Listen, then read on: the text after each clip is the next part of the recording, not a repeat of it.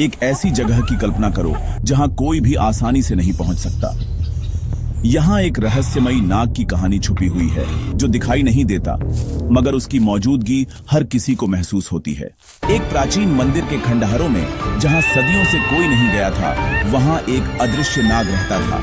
यह सिर्फ एक सांप नहीं, बल्कि एक रक्षक आत्मा थी जो मंदिर के खजानों और रहस्यों की रक्षा करती थी। कहते हैं एक लालची राजा ने खजाना लूटने की कोशिश की थी।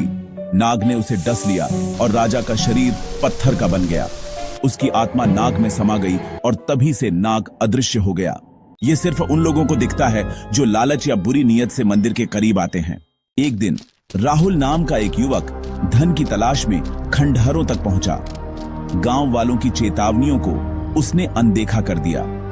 जैसे ही उसने मंदिर में कदम रखा, उसे हवा में एक अजीब सी सरसराहट महसूस हुई, जैसे कोई उसके चारों ओर कुंडली मार रहा हो।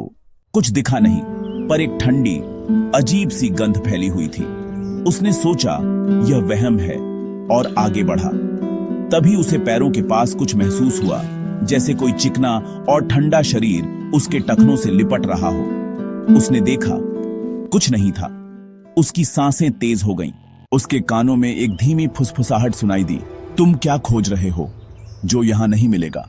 इससे पहले कि राहुल कुछ समझ पाता, उसे एक भयानक दबाव महसूस हुआ, जैसे एक विशाल अदृश्य नाग उसे कस रहा हो। उसकी हड्डियां चरमराने लगी। उसने चीखने की कोशिश की, पर हवा उसके फेफड़ों से निचोड़ ली गई थी। उसे लगा हजारों सुइयां उसके शरीर में चुभ रही हों।